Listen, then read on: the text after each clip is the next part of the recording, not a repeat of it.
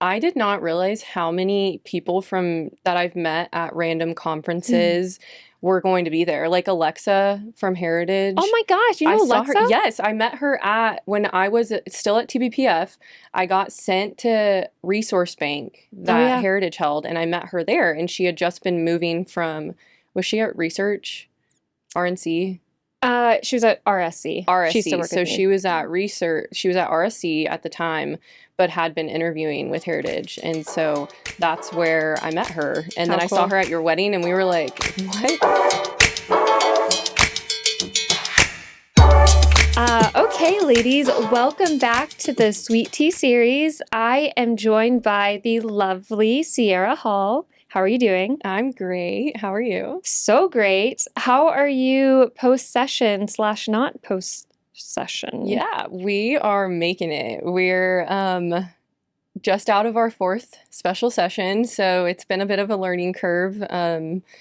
And trying to get back out in the district with my boss and meet all of the constituents that I've kind of talked to over the phone the Mm-hmm. last year, but haven't gotten to meet in person. So Yeah, so learning the new district. Yeah. yeah, so tell the audience like what you do. Yes, so I'm the chief of staff for State Representative Ellen Troxclair, former TPPFer as well, and she represents House District 19. So we have a good western part of Travis County, and then we have Burnett, Blanco, Kendall, and Gillespie. So Ooh, is that like hill country? it is. It's very hill country. So we have up to Fredericksburg and we have down to Bernie. We have a great little town in Blanco called Johnson City. And then we Okay, go, wait, yeah, Johnson City. I have yes, driven through that and it is the cutest looking town. I it's legitimately so want to great. go. I've been wanting to go back and visit You it. need to go back during Christmas because it's all decorated for I Christmas bet. because they're just a little town. And so their whole main street has all of the lights. I was actually just there with Ellen on Wednesday. What's today? Yeah, Wednesday. Oh my gosh. And it's all decorated for Christmas. It's super great. And then right above that, we also go up to the Marble Falls area. Yeah. So it's a lot of hill country. And, we're just learning the whole district. She spent a lot of time out there on the campaign trail getting her first election.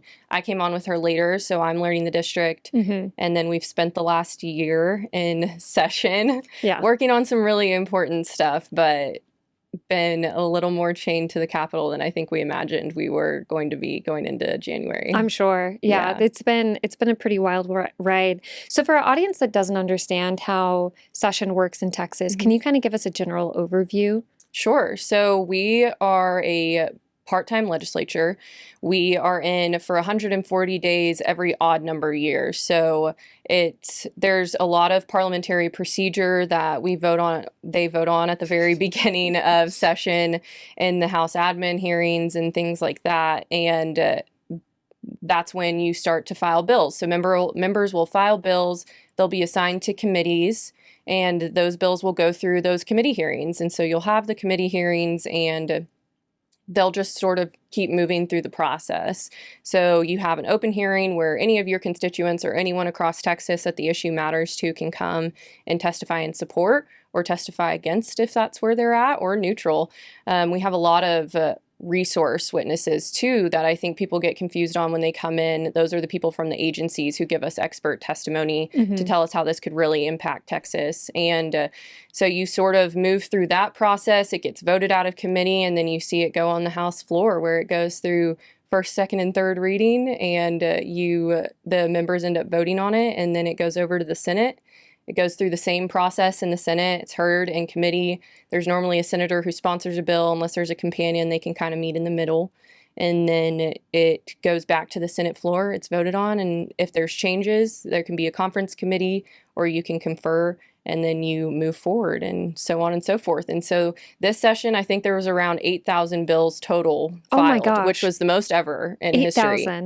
And you 8,000 guys only meet every other year every other year. for 140 days. Yes, and there's very strict time restraints on in the process when a bill is allowed to be heard or how long you have to wait after you introduce a bill to be heard and things like that that slow down the process, but they're there intentionally. It's there to make sure that we're creating the best policy that there is in for the state of Texas. Yeah, wow, that is just so different because, people know like I worked in DC and that is not how our federal government functions. And so when I came back to Texas, I was like, oh, you guys only work every other year, only for 140 days.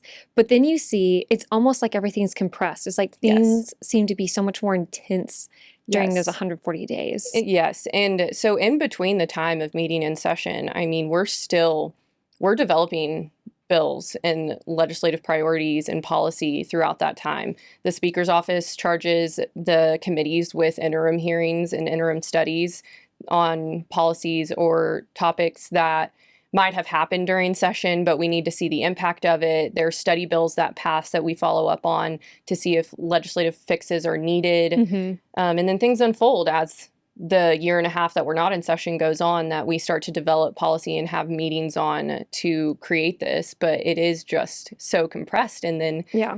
a lot of them don't make it through. I don't know if even 3,000 out of the 8,000 bills filed pass this session. And so it takes a long time. I know that there's been people and members who have filed bills for 3 or 4 sessions. That's 6 to 8 years before the bill is Yeah. ready to be passed Mhm. and has come to a deal or something. So Yeah, it's a lot. I mean, yes. like, it sounds like when you get a bill passed over there, like, you guys should have a celebration because it seems like a lot of work. Yeah. So it's a full-time job for you.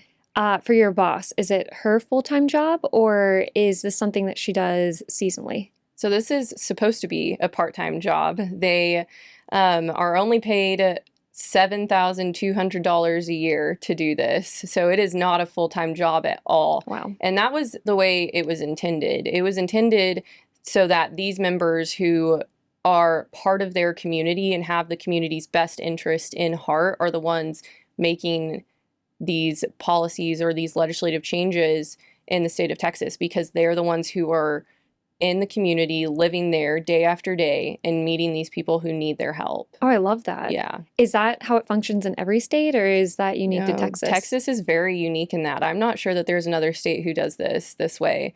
I know Florida is a bit of a part-time legislature, but I'm not sure how much their members are paid to do that either.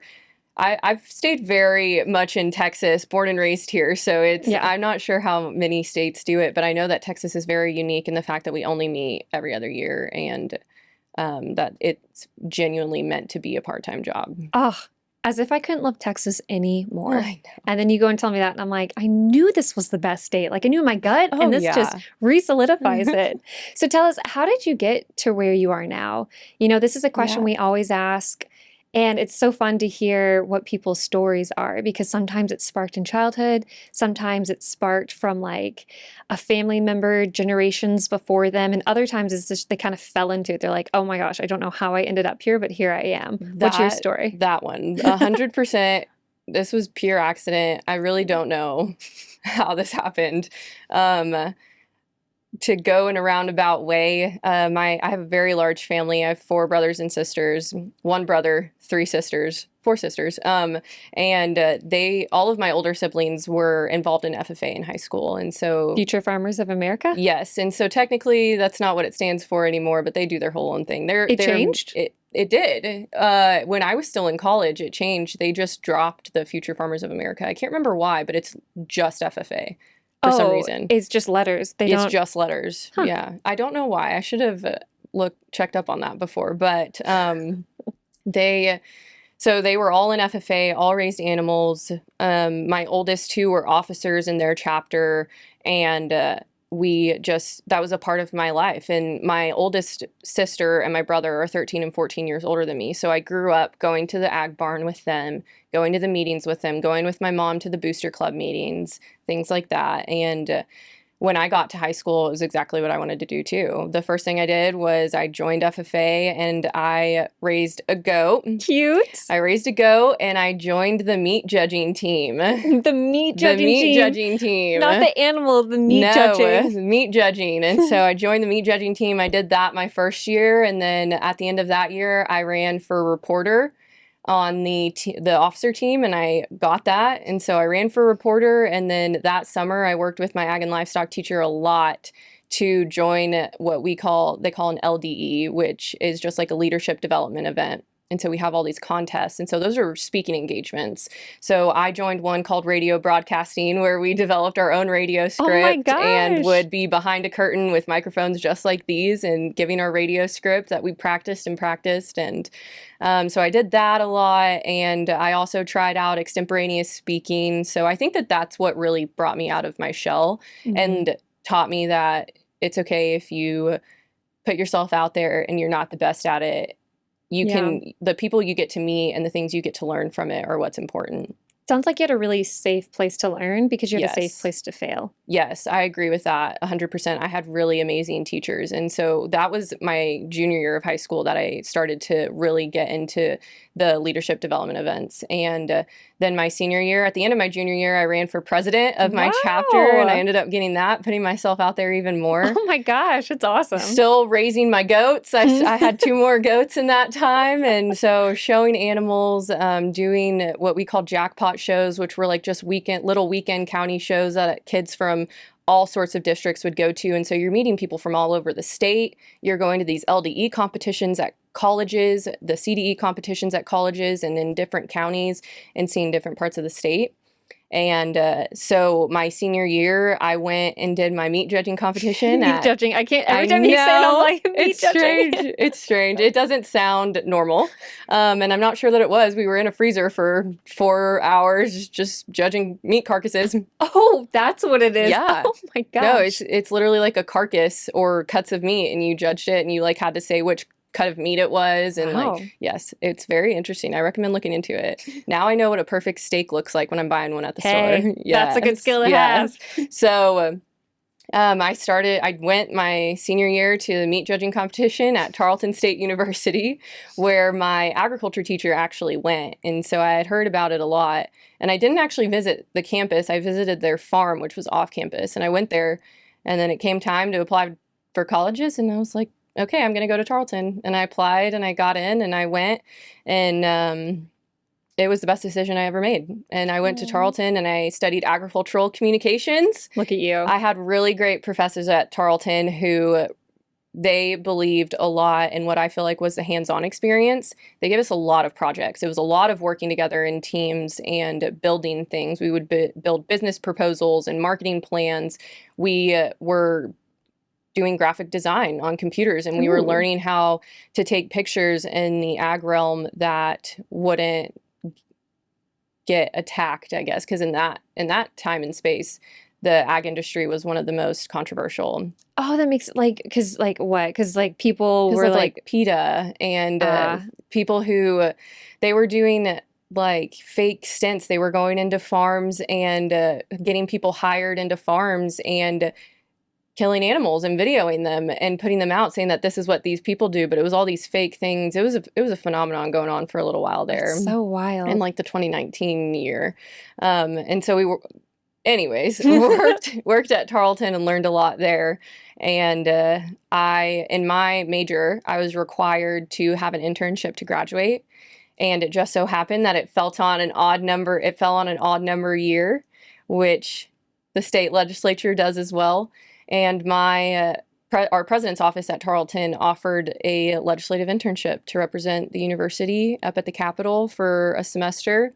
And so I applied and was one of 3 who got it, and got to go in the 87th legislature and intern for State Representative Dwayne Burns. Look at that. It's so cool. Yeah, and he just so happened to get chairman of the Ag and Livestock Committee that session. And so I got to work on this policy area that kind of brought me into this world and really run with it. And I was very lucky that him and his staff, they put a lot of trust in me to let me learn. And it was a great opportunity. And then I came and worked at TBPF. Woo! Yes. That's where we met. That is where we met. I was a legislative fellow here with 3 other people who had been working at the Capitol.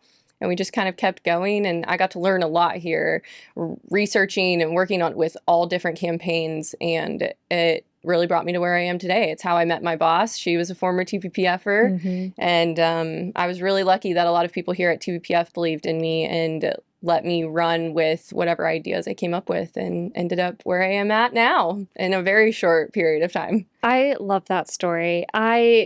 Love that you are born and raised Texan. You were born and Yes. raised Texan, but that you were part of FFA because, like, I wanted to be a part of those groups. I actually want to be more a part of 4-H, Yes. which is the horse version They're of very all of that. similar. Yeah. I don't really understand the difference other than like one is horse and one Yeah. is not. So FFA is where it's more, it's like it's a CTE program through a school. Yeah, And okay. FFA or 4-H is where it's like through the county. So they do a lot of the same things. Mhm. They're very similar. They go along the same paths. You really run into a lot of people who do both. Mhm. But 4-H is ran through the county, and they do have a lot more, like, they do a lot more with horses, but they do the exact same, like, showing animals and judging competitions. They have a lot of the same judging competitions. They have the same national convention, state convention type stuff. So Can you be in both then? yeah, you can. Okay. I just wasn't. We didn't have a big 4-H. I grew up in Houston and in the suburbs of Houston called H-Town? Cypress, Texas. And so there wasn't a big 4-H group in Cypress because we were very suburban. So Got it. That makes yes. sense. So it sounds like you enjoy your role right now being chief of staff for Ellen Troxclair. Did you enjoy working under her during this session? Yeah, absolutely. She herself was a staffer for 10 years, a former chief of staff for another TPPFer, Representative Jason Isaac. Guys, if you're not convinced to work at TPPF after listening to these podcasts, like, I don't know what you're doing. I don't know what will convince you because it's a great community. But so she was a former staffer herself, and so I feel like I really got to learn a lot from her, and we worked together really well. We're an all-girls team over there. Hey, that's Yes, cool. and so it really worked out great, and we were able to learn a lot from each other, and it was her first session. So even though she was a staffer, there was a lot for her to learn as well, and I feel like since she had been in my shoes before, she really trusted me, and that got us off to a great foot, and we were able to run with it. That's amazing. So Yeah. speaking of like, well, one all-girls team, boss ladies, I love that it was organic. It sounds like too, that it just It was. happened, that she's not like, she's like, I need to go through and pick an all-female staff to make a point. It's like she just picked the best of the best, and you guys all happen to be ladies. And Yeah, you're right. Our communications director actually worked with her at city council, so they've been working together for years and years. And so they were looking for someone, and I had met her a few months ago, maybe a year before that at a TBPF event, and things just kind of fell into place. We got lunch, and it was great, and we just went from there. I love it. Yeah. So speaking of like total boss ladies, have you seen the newest Hunger Games? No, I knew you weren't gonna. I it just- haven't. so I did not know that this existed until my now brother-in-law, who's in college, was like, "Oh, me and all my friends are gonna go see like the new Hunger Games." I was like, "The new Hunger Games? Yeah, Like, did I miss something? the Like, song and ballads thing. yeah, or Okay. Snake, the Ballad of Songbirds and Snakes." Okay. So I saw it Okay. the night before last, night before last. And it was exceptional. Really? It was. Okay. Like, you should totally go see it. There's so many little nuggets. Did you watch Okay. the other movies? I did. I'm a big Katniss Peta fan, so Yeah. I was like, I don't want to go and it ruin it, Yeah. but I never read the book, so I feel like I knew the movie. Like the movies were kind of my Okay, thing, you answered my so. next question. So you didn't Yeah. read any of the books of like the Hunger No. Games. You just watched the movies. Yeah, because those I feel like got really popular when I was in like 7th grade. That Yeah. makes sense because I was in junior high going in part of high school and I was Yeah. really into them. Read them a lot. I remember going to like, you know how they had the book fairs? Yes. I remember going and being like, oh, the Hunger Games book. I had to buy it and I read it so fast and I felt so smart. I was like, I read this book in 1 week, Oh which my just felt gosh. so cool to me. Yeah. So would you say that like the books and the movies are similar, or did they leave a lot out? Great question. So I am of the belief system that you shouldn't compare genres of art to each other. Okay. And so I never like to compare movies to books and treat them as equals. I think that movies convey things in a way that books convey differently. And so Okay. books can feel so much deeper and richer because you can write as long of a book as you want, you know, and you can express the feelings accurately versus like movies, they have to be conveyed through the actor, then through the director, then with like the screen at large and the context and the setting. And so regardless, I loved the movies. I loved the books. I am such a Okay. fangirl of Katniss Everdeen. Yes. Okay. I have to go now. You've Yeah. convinced me. Yeah. I'm So convinced. with Katniss, what do you think of like the females in movies like this? Do you think they're good role models? Do you think they're conveying the right message? So I would in the original Hunger Games, since I have seen those, I don't know what the new one is like, but I would say at that point in time, I did think it was.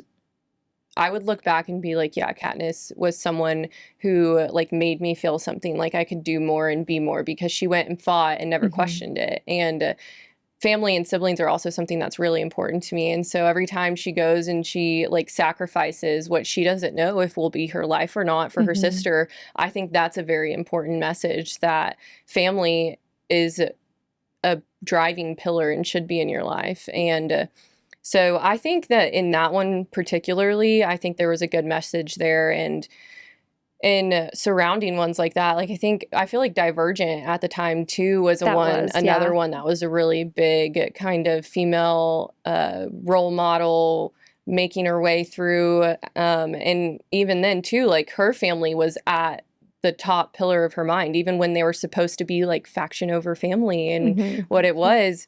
She still, when she found out things were going bad, still went against those rules and tried to go warn her brother. Yeah. And I think so in those movies at that point in time, I feel like there was a good message there and like having your families back and being with people who share those same values and will stick up for you just like you'll stick up for them. So well said. You clearly did a bunch of speaking engagements in high school.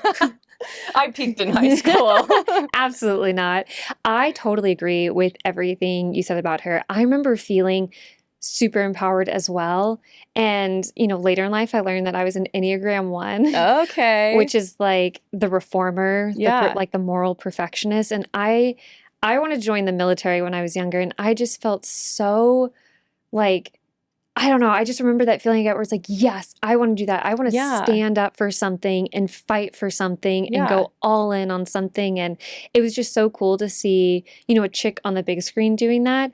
And, it's before, and she's beautiful. And Yes. it's like before all that woke stuff seeped in, I feel like Katniss really had all the pre-woke character of a female Yeah. that you would want to see. Yeah. And, I just think if they filmed that in 2020 or 2022, what would it have It would been? have been so different. What kind of agendas would 100%. they try to shove in there? How would they have changed her Yeah. character to fit their viewpoint? And so, I feel like a good reference to that is one of the Fantastic Beasts and Where to Find Them. I haven't seen it.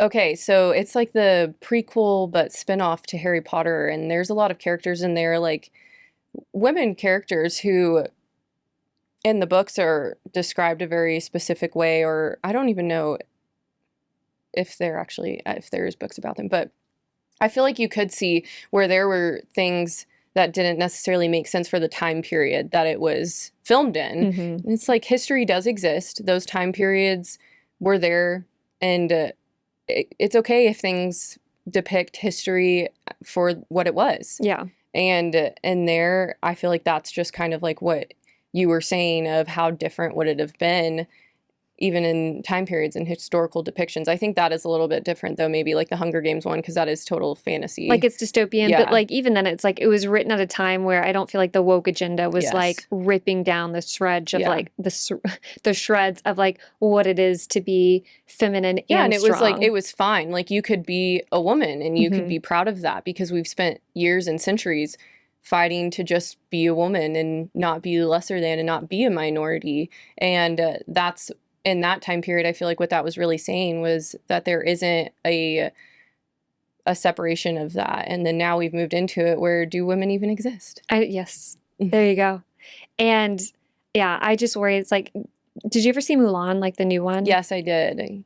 I haven't was her character what was her character portrayed as? Like was she just normal Mulan or did they Yeah. like alter her a little bit? No, I think so. I think it was actually a very accurate description of what it was supposed to be. And I think that was the last one, the last live action that actually took off because it was such along the lines of the story. It was very interesting because there wasn't like a lot of she didn't do the musical part of it, which I think that was nice. Like they let her be a warrior. I need to go back and Yeah. watch that then because I heard I haven't watched rumors. it in a while, but Yeah, I want to watch it because I remember loving like Mulan as a kid. Yeah. I mean, I loved all of the movies so much, especially Pocahontas. Colors of the Wind. Yes. And just, she like has that fighter spirit in her, Yes. which is so awesome. But with Mulan, I remember like hesitating to go see it because someone was like, oh, they're making her character a lesbian and all this sort of stuff. And it was I just don't kind of remember frustrating that. to me because I was like, obviously it didn't happen. But I was just kind of annoyed at the time because I was like, why does a strong female have to like make her a lesbian? Like why? Yeah. Like why can't she just be a strong, beautiful woman, which is what Katniss Everdeen was. And so when you go see the new one, the heroine in that, I think, really exemplifies really the Southern charm version of Okay. Katniss. And she's still a strong lead. There's no like, I didn't see any woke agendas in it. I felt like really refreshed of like, wow, like this is that strong female heroine that we've been looking for, Yeah. or at least I've been looking for in movies for a couple years now since we've had that like big gap. And she's this beautiful, like it says the ballad, right? The Ballad of Songbirds and Snakes. And she has this like, which I did not expect because I didn't do any research going to see this film. She has like this, she's a country singer basically, Oh, like a little folk singer. okay. And she has this stunning voice. And like I legitimately want to go and like listen to her songs again because it just has this like you want to do a little two-step with Yeah. it, which again in a dystopian film it's fun to see southern elements kind Yes. of feed into that. Like it's not so dystopian that there's nothing to identify with. It's like as a Texan I was like, love her, love this. This is so great. Can this be the whole movie? Yes, literally. Yeah, so it was really good. Highly, highly recommend. I'm gonna have to go see it. Yeah, Yeah. definitely go see Yeah. it. So shifting more into the policy pulse, I came up with some questions that I'd love to ask you. Okay. This is when you're like, all right, I'm in the hot seat. I Whoa, better answer here we these right. go. So as someone who is deeply involved in election integrity efforts in Texas, what are some of the challenges you perceive and what reforms or improvements do you believe should be made? Because I know you didn't mention this beforehand, but you had worked with the secretary, Yes, the the Secretary of State. I did a little stint over there. That is a hard question. specifically with election protection under that realm, Yes. right? Yeah. So I got brought over there. I got poached from TPPF by a TPPFer. He got pulled over there to start the election audit division, and I was his first or second hire over there. And so I went over there in a research role just to really kind of understand the code and understand what was going on and happening in that time. And so it was a very unique position. It was something that brand new. There was really nothing to go off of. Why did it start? How did this come to fruition? The 2020 election and all of the kind of fraud and this and that was everywhere. And so no one really knew. There was a lot of distrust. And so it got started because people like the legislature saw it fit to go into counties in Texas and kind of come out with this report so we could restore some faith in our election system. We have a very great election system in the state of Texas. It's been worked on for years. And I think that was just an added level to society that society needed at that time. There was a lot of things going on that I don't know if, people just weren't comfortable. And so No, that makes sense. Like 2020, like yeah. no one's ever going to forget like No. that craziness. No. And so we did a lot there, but that is a really hard question. I think, coming off of session, they did a couple of things during session that I think we're going to have to see how it goes. The state of Texas has officially left the ERIC system, which I can't go into too much detail about. I don't know too much about it, but I know that it's a national system that a lot of states opt into, and it's supposed to provide a lot of data, but you also provide data. And so it hasn't apparently been very helpful or successful in the past. How does that relate to election protection? We just opted out of it. Yeah, we just opted out of it. So we no longer provide data to them and we no longer receive their data. And so there's a lot of people who don't believe in the ERIC system either. And like that's where a lot of the fraud comes from and things like that. So we'll see how that goes. We're going to be making our own system now, I think, as a state. And there's also, the state or Harris County is obviously a big deal when it comes to elections here. And Wait, tell the audience why. Harris County, That's where I think in Texas, the root of the fraud allegations came from. There was a lot of things that were not making sense, maybe missing. Polling places were closed that weren't supposed to be. They were running out of paper. It was really bad in 2020. But I think that what we found is that it was a presidential year that they just weren't prepared for. And it was at that time under the tax assessor collector in Harris County, which is rare. And so they made an elections administrator office after that. And they had about one term and like a few elections to try and fix some things. And it did not get better. So they have now they also changed where that went. I didn't get to follow along to that too closely because my boss was on completely different policy committee areas. So that was something that I know that the legislature ended up changing again because it got even worse than it was under the tax assessor collector's office. So I think that now they've made quite a few changes this session that obviously just got implemented September 1st that we're going to see how it's going now. Yeah. Test the waters. It's actually kind of cool that they take a gap in the legislature, like with the sessions, because it kind of gives you a chance to evaluate. Yes. Which, at least at the federal level, like I don't see a lot of evaluation going on except when it comes time to vote someone in. So, Sure. And even then it's like, based more on speeches and the perceived voting record or like the perceived changes that the voting record made. So it's kind of cool that we take a gap. Yeah, we call it the Wild West. It's just, you see what happens. I mean, and I think that you're right about how it is. I think it's a necessary evil, some would say. I think it's not an evil at all, but a lot of people have feelings about it. But I think you're exactly on the right track in that it allows us to have that time to see how these actually affect the state. We can guess all we want, but until it's right there in front of your face, you're not going to know for sure. So it allows you to kind of move with the times and go with the growing state. So yeah, that's a great response. So my second question is, could you share a specific accomplishment or project from your time with Ellen Troxclair that you are particularly proud of and that has had a positive impact on Texas? Oh man, some bragging I have time. to think about that. The other option is like, what initiatives do you think you guys are going to be addressing in the future? Okay.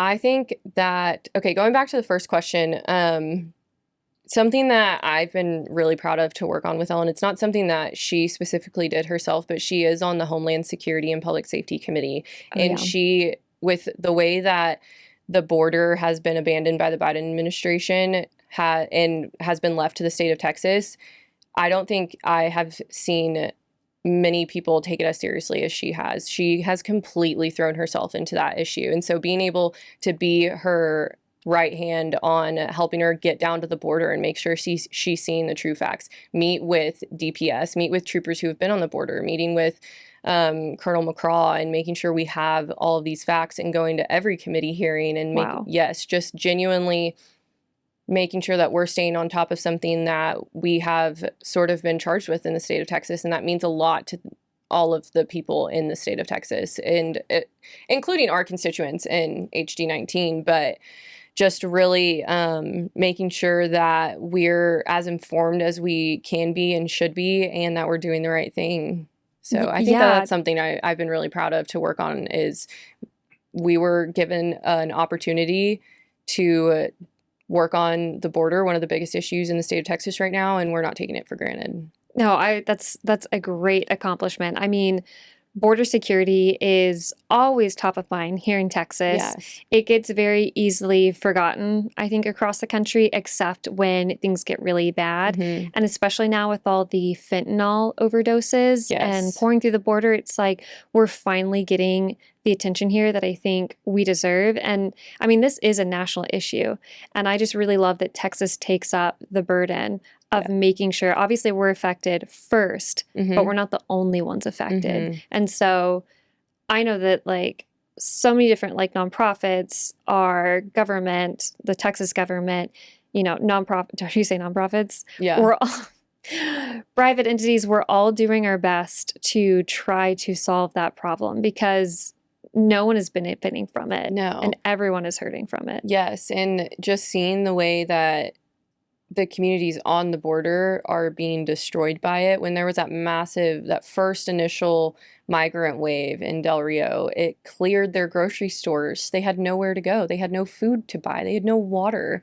It was destroying things. And so for that to be ignored by the rest of the country and by a lot of other people in power in the state of Texas was something that wasn't ignored by myself. I was here at TPPF doing that research, and all of the human trafficking that comes with it too, which is so devastating. Oh my goodness, yes. It's devastating. Like labor trafficking, sex trafficking. It's terrifying. And it's not just here in Texas, like they get pulled all across the country. Yeah, 100%. And it's like, even it's not just the border communities either, like how it's not just the state of Texas, it's San Antonio, it's Austin, it's Houston, it's Dallas, it's Lubbock. It's all over the state, which our state is bigger than most and goes quite up to the middle of the country. If it's reaching up to the tip top of our state, it is going to the rest of the country as well. Yeah, that's a great point. Let's shift over to our conservative council. So this is where girls in the audience and even some here in the office will write in questions that they want to ask you specifically and get your wisdom and insight. So this one says, as a young professional interested in policy, what networking tips do you have for someone looking to build connections in this industry of policy and create opportunities for career growth? Yeah, so I think that there are a lot of opportunities around the Capitol and around the state that you should just take. It can be really scary to, especially if you're not already like in the realm of it, to not want to go because you're not sure if you're going to meet people, or you're not sure if you're going to know the policy area or stuff like that. There's a lot of opportunity for growth. There's, different conferences. That was a main thing I think that got me thrown into this. Was every time I had an opportunity to go to a conference, whether or not it was something I'd never heard of, or with people I was going to know absolutely no one with, I still went. I got to go to Policy Circle in Florida. I've gotten to go to Resource Bank, and that one was in Nashville, Tennessee. I've gotten to visit with people from Heritage, but I think really finding those places where it is about you're going to be able to learn by going to conferences and doing that. And with those comes the sort of networking events. That is a brilliant answer. And that's not one that I was expecting you to say. Really? Yeah, that's really good. Thank you. I mean, like going to these different conferences and just like Googling what, conferences are in my area and just showing up, like you never know who you're going to meet. And all conferences have that kind of networking hour or, whatever it is. They have like a dinner or a welcome party, something like that. And so we would get emails about them, or I would see them on social media or just being advertised. And I would go to my boss here and be like, hey, can I go to this? And they were like, yeah, great idea. Let's go. Why not? Go to just represent TPPF, and you can have this opportunity for personal growth and development. And that was something that really helped me. I had a lot of great people here who believed in me and helped me push forward for that. I love it. Yeah, it sounds like you, again, take a lot of initiative. Yeah, I think there's a piece of that as well. I feel like that is something that I really wanted to pride myself on, is not missing an opportunity that's been given. If it's given to you, that's a humbling experience to like be trusted with that, or to have someone think of you in a way that they would want you in that room. And so I just always wanted to put myself in the room. And if I was given this opportunity, it's kind of like, what are you throwing away and what do you have to lose? Wow, that is so good. That is like fantastic advice. Thank you. Second question. So this one's for the younger girls. Transitioning from the academic setting to the professional world can be very challenging. What are some lessons you learned during your early years that you wish that you had known earlier? Some wisdom you want to pass on to these ladies? Oh my gosh. That is such a good question. I feel like I was very lucky. I had a very unique experience growing up with so many sisters, and then going to college and joining a sorority and having community there as well. When I came to Austin after college, I knew nobody. And so I feel like I didn't make the initiative at first when I was here for my internship first session to find a community and find people that I could just go get coffee with or go get breakfast with and things like that. Because you really do just need to step out sometimes and not talk about work or, just talk about your family and things like that. And so what I regret not doing, I guess, would be taking the initiative to find community. And so I think the reason I didn't do that is because I wasn't sure if I was going to stay. I never really had plans to stay. I was like going to go do marketing for an ag business somewhere. And when I did get the job here at TBPF and came, that was one of the first things I did. And it was so easy to do. And now that was over 2 years ago, and I have met the most amazing people. I have my 5 best friends in the entire world that I met here at TPPF, and none of us work here anymore, and we're still always seeing each other and together, and I still get to call someone like you a friend, and just getting to do that, I think it's community for sure, because unless you plant yourself somewhere, I feel like you're not going to throw yourself fully in. Yeah, that's a good point. Yeah. Like if you're going to start somewhere, it sounds like you're saying like just commit to making friendships wherever you are, to building that network. And yeah, having people you can trust is huge, especially if you're in a new city or where someplace you don't have family right nearby. Being able to just have people to lean on and making it not so scary is, I think, the number one thing that anyone can do. And wherever you find that in, whatever works for you, that's what you should do. Oh, that is fantastic advice. Wow, I cannot wait to see what you say for the third question. Oh, just because your responses have been so good. So many young professionals are eager to make a positive impact in their early years. Like we're talking about like Katniss, and you and I are clearly so passionate about trying to make a difference. So like we definitely fall into this category, especially in our early years. So what would you recommend to someone starting out to effectively contribute in a meaningful way to specifically policy changes or reform? Okay. I think that you have to not be scared of trial and error. There are a lot of people, I would say myself as well, you wouldn't be surprised to know I'm an Enneagram 3. I am quite the perfectionist, and I would get really caught up in, if something would go wrong, fixing it as soon as I can, instead of learning from what went wrong and proceeding that way and just not doing it again. And so I think that trying everything that you can find is the number one thing you can do, because you're not going to find something right away. There's a reason why we're young and in our 20s and have all of the time in the world. It's to truly find what maybe sparks your soul, or what you want to, at the end of the day, when you go home, be really proud of. You have to not be scared to fail. And so I would say that going and trying all of these things, I worked on 4 different policy areas at TPPF, and then went and worked on a 5th one at the Secretary of State. And now coming full circle, agriculture is obviously something that's really important to me, and I feel like I'll always kind of gravitate back towards that, but I found new passions and new things that ignite my soul in, anti-human trafficking efforts, and just making Texas a better place that I want to raise children in, and things like that. And so I know that was a really long-winded answer for a very short question, but I think that kind of looping back to what I said earlier, taking every opportunity that presents itself and not being afraid to fall on your face, because everyone does it. And I've done it. I'm proud to say that I've done it, because it's brought me to where I'm at now. And I hope I do it again, so I can continue to keep learning and just wanting to grow as a person. That's really cool, especially if you're an Enneagram 3. That can be a really, really hard. I'm an Enneagram wing 2, so I have like that empath where I'm like, it's okay, Ciara. Yeah, I feel like we need to have a whole segment here where we talk about the Enneagram and we break everything down. Let me tell you, Ellen Troxclair, she is an Enneagram guru. Really? That is very important to her. Yes. Oh, that makes me so happy. That was one of the first things she made me do, was take the Enneagram test. I hadn't taken it before. She made our whole team take it, and I don't regret it. It made us learn a lot about each other and how we can like better work together. And it was a great idea. Oh my gosh, I love the Enneagram. I love it so much that it will come up in every conversation, to the point where my now husband is like, enough with the Enneagram. Like, stop bringing up the Enneagram. You what can't Enneagram is Brian? He's a 5. Okay. I One don't of feel like you meet many fives. You don't. They're Yeah. very rare. Okay. Fun fact, they're the least likely to get married.